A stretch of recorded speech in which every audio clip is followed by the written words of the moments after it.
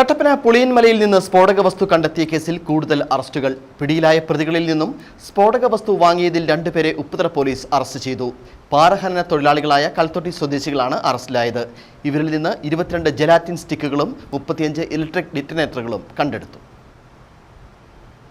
കൽത്തൊട്ടി സ്വദേശ് മനോജ് എന്ന് വിളിക്കുന്ന Joseph Mathew, Kalthotti Kaduppil Roy Abraham എന്നിവരാണ് ഉപ്പുതറയിൽ അറസ്റ്റിലായത്. കുരിയങ്കണ്ടത്ത് സ്വകാര്യ വ്യക്തിക്ക് കുളത്തിലെ പാറ ഖനനം ചെയ്യാനാണ് സ്ഫോടക വസ്തുക്കൾ വാങ്ങിയത്. ഇന്നലെ കട്ടപ്പന പുളിയമലയ്ക്ക് സമീപം വാഹന പരിശോധനയ്ക്കിടയിൽ ജീപ്പിൽ കടത്തിയ സ്ഫോടക വസ്തുക്കൾ പിടികൂടിയിരുന്നു. 300 ഇലക്ട്രിക് ഡെറ്റനേറ്ററുകളും 200 ജെലാറ്റിൻ സ്റ്റിക്കുകളാണ് ജീപ്പിൽ ഉണ്ടായിരുന്നത്. സ്ഫോടക വസ്തുക്കൾ കടത്തിയ കേസിൽ ഈരാറ്റുപേട്ട കണ്ടത്തിൽ നടക്കിൽ ഷിബിലിയെ പോലീസ് അറസ്റ്റ് ചെയ്തു. തുടർന്ന് നടത്തിപ്പുകാരനായ ഈരാറ്റുപേട്ട തെയ്ക്കോയി വെള്ളാപ്പള്ളിയിൽ ഫൈസി മുഹമ്മദിനെയും അറസ്റ്റ് ചെയ്തിരുന്നു. ഈരാറ്റുപേട്ട പോലീസ് ഇവരുടെ ഈരാറ്റുപേട്ടയിലെ ഗോഡൌണിൽ നിന്നും സ്ഫോടക വസ്തുക്കൾ പിടിക്കുകയും കേസ് രജിസ്റ്റർ ചെയ്തിട്ടുണ്ട്. അറസ്റ്റിലായവരുടെ മൊഴിയുടെ അടിസ്ഥാനത്തിലാണ് ഉപ്പുതറയിൽ തൊഴിലാളികളെ അറസ്റ്റ് ചെയ്തത്. അറസ്റ്റ് ചെയ്ത പ്രതികളെ ഇന്ന് കോടതിയിൽ ഹാജരാക്കും. Idukki vision news, Upputhara.